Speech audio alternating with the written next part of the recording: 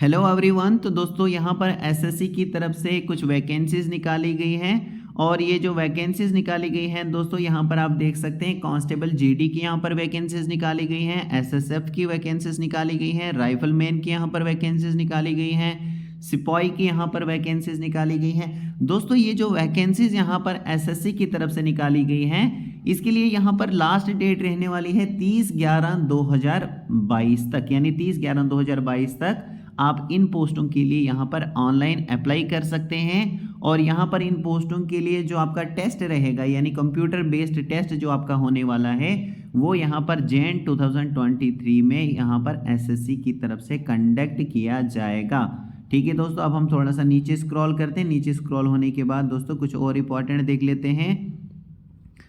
जैसे कि दोस्तों अगर आप इन पोस्टों के लिए सेलेक्ट होते हैं तो आप यहाँ पर देख सकते हैं सिपाही की पोस्ट के लिए आपकी जो मंथली सैलरी है दोस्तों वो 18,000 रुपये से लेकर 56,900 रुपये तक रह सकती है। इसके अलावा बाकी जितनी भी यहाँ पर पोस्टें निकाली गई है इसके लिए यहाँ पर जो आपकी मंथली सैलरी है वो 21,700 रुपये से लेकर 69,100 रुपये के बीच में यहाँ पे रहने वाली है। ठीक है, इसके अलावा यहाँ पर आप देख सकते हैं वैकेंसीज की डिटेल्स यहाँ पर दी गई है। जैसे कि बीएसएफ की वैकेंसीज निकाली गई हैं, सीएसएफ की वैकेंसीज निकाली गई हैं, सीआरपीएफ में वैकेंसीज निकाली गई हैं, एसएसबी में वैकेंसीज निकाली गई हैं, आईटीबीपी में यहाँ पर वैकेंसीज निकाली गई हैं, एआर में यहाँ पर वैकेंसीज निकाली गई हैं और एसएसएफ में यहाँ पर वैकेंसीज निकाली गई हैं। दोस्तों आगे आप यहाँ पर देख सकते हैं मेल के लिए यहाँ पर कैटेगरी के हिसाब से कितनी वैकेंसीज यहाँ पर डिवाइड की है और आगे यहाँ पर दूसरे सेक्शन में देख सकते हैं फीमेल के लिए यहाँ पे कितनी वैकेंसीज जो हैं वो कैटेगरी के हिसाब से डिवाइड की गई हैं।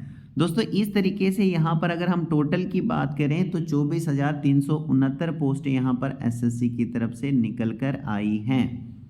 ठीक है, और साथ में दोस्तों ये लिखा हुआ है कि जो वैकेंसीज निकाली गई हैं ये टेंटेटिव रखी गई है, यानी कि अभी ये चेंज भी हो सकती है, यानी कम भी हो सकती है, ज़्यादा भी हो सकती है। तो इस तरीके से ये यहाँ पे टेंटेटिव बताया गया है। इसके साथ ही दोस्तों अगर आप इन पोस्टों के लिए सेलेक्ट होते हैं तो यहाँ पर आपकी जो ड्यूटी है वो कहीं पर भी इंडिया में हो सकती है। दोस्तों यहाँ पर साफ तौर से लिखा गया है। अब थोड़ा सा नीचे स्क्रॉल करते हैं। नीचे स्क्रॉल होने के बाद अगर हम एज की बात करें तो इन पोस्टों के लिए एज रखी गई है 18 साल से लेकर 23 साल के बीच में अगर आपकी एज है इन पोस्टों के लिए अप्लाई कर सकते हैं। और इसके साथ ही मान लीजिए दोस्तों आपकी कोई कैटेगरी है जैसे कि SC ST कैटेगरी में आते हैं तो 5 साल की यहाँ पे एज में आपको छूट मिल जाती है। OBC कैटेगरी में आते हैं तो 3 साल की यहाँ पे आपको छूट मिलती है। तो इस तरीके से जो भी आपकी कैटेगरी है अपनी कैटेगरी के हिसाब से आप यहाँ पर चेक कर सकते हैं कि आपकी कैटेगरी में कितनी यहाँ पर एज में आपको रिलैक्सेशन दी गई है। अभी हम थोड़ा सा नीचे स्क्रॉल करते हैं। नीचे स्क्रॉल होने के बाद दोस्तों कुछ और इम्पोर्टेंट देख लेते हैं। ठीक है, जैसे कि यहाँ पर देखिए एजुकेशनल क्वालिफिकेशन क्या रखी गई है इन पोस्टों के लिए। तो अगर आपने 10th पास किया हुआ है तो इन पोस्टों के लिए आप यहाँ पे अप्लाई कर सकते हैं। ठीक है दोस्तों, अब थोड़ा सा नीचे और स्क्रॉल करते हैं तो यहाँ पे आप देख सकते हैं दोस्तों अगर आपके पास NCC सर्टिफिकेट है तो आप यहाँ पर जो है आपको इंसेंटिव और बोनस मार्क्स यहाँ पर मिलते हैं। जैसे कि NCC C सर्टिफिकेट अगर आप हैं तो यहाँ पे अटैच कर सकते हैं, NCC B सर्टिफिकेट है आप अटैच कर सकते हैं, NCC A सर्टिफिकेट है आप यहाँ पर अटैच कर सकते हैं। ठीक है, अब आपको किस तरीके से अप्लाई करना है इन पोस्टों के लिए तो आपको यहाँ पर जाना पड़ेगा जो कमीशन SSC की जो वेबसाइट है दोस्तों www.ssc.nic.in, यानी कि जो SSC की वेबसाइट है ssc.nic.in, इस पर आपको जाना पड़ेगा अगर आप इन पोस्टों के लिए अप्लाई करना चाहते हैं तो।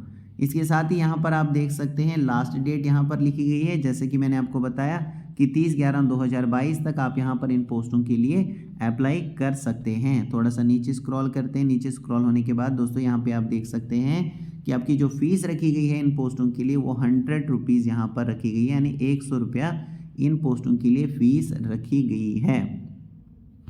इसके साथ ही दोस्तों अगर आप SC कैटेगरी में आते हैं, ST कैटेगरी में आते हैं, एक्स सर्विसमैन कैटेगरी में आते हैं तो आपके लिए यहाँ पे कोई भी फीस नहीं रखी गई है। और ये जो आपको 100 रुपीज़ पे करना है वो आप किस तरीके से पे करना है, यानी ये जो 100 रुपीज़ फीस रखी गई है ये आप यहाँ पर भीम यूपीआई से पे कर सकते हैं, नेट बैंकिंग से पे कर सकते हैं using Visa, Mastercard, Maestro, RuPay card, debit card, या फिर एसबीआई में चालान जनरेट करके आप यहाँ पर ये जो 100 रुपीज़ है ये दोस्तों पे कर सकते हैं। ठीक है दोस्तों, इसके अलावा दोस्तों थोड़ा सा हम और नीचे स्क्रॉल करते हैं। नीचे स्क्रॉल होने के बाद कुछ और इम्पॉर्टेंट बात कर लेते हैं, जैसे कि यहाँ पर जो आपका कंप्यूटर बेस्ड एग्ज़ाम रहने वाला है दोस्तों, ये आपका ऑब्जेक्टिव टाइप का एग्ज़ाम रहने वाला है। 80 क्वेश्चंस आपको पूछे जाएंगे और ये 2 मार्क्स के यहाँ पर रहने वाला है, यानी एक क्वेश्चन आपका 2 नंबर का रहने वाला है। और इसमें क्या क्या पूछा जाएगा, तो जनरल इंटेलिजेंस एंड रीजनिंग से आपको 20 क्वेश्चन आएंगे जो कि 40 मार्क्स के यहाँ पे रहने वाले हैं। जनरल नॉलेज से आपको 20 क्वेश्चंस आएंगे, ये भी 40 मार्क्स के रहेंगे। एलिमेंट्री मैथमेटिक्स से 20 क्वेश्चंस पूछे जाएंगे, ये भी आपको 40 मार्क्स के यहाँ पे रहने वाले हैं। और इसी तरीके से इंग्लिश या फिर हिंदी के भी 20 क्वेश्चंस आपके पास आएंगे और ये भी यहाँ पे 40 मार्क्स के रहने वाले हैं। दोस्तों ये जो आपका एग्ज़ाम रहने वाला है इसके लिए आपको टाइम दिया जाएगा 60 मिनट का, यानी 1 घंटे का आपको टाइम दिया जाएगा। और इस पेपर के लिए, इस एग्ज़ाम के लिए आपके पास नेगेटिव मार्किंग भी रखी गई है 0.50 की, यहाँ पे जो नेगेटिव मार्किंग है वो यहाँ पे रखी गई है। दोस्तों यहाँ पे लिखा गया है कि जो एग्ज़ाम की डेट है वो यहाँ पर इन्फॉर्म की जाएगी through the website of the, यानी कमीशन की, एसएससी की जो वेबसाइट है इस पर यहाँ पर जो डेट है एग्ज़ाम की डेट, कब आपका एग्ज़ाम होने वाला है, ये डेट यहाँ पर एसएससी की वेबसाइट पर बता दी जाएगी। दोस्तों मैं होप करता हूँ कि आपको ये सारी चीज़ें क्लियर हो चुकी होंगी। So thank you very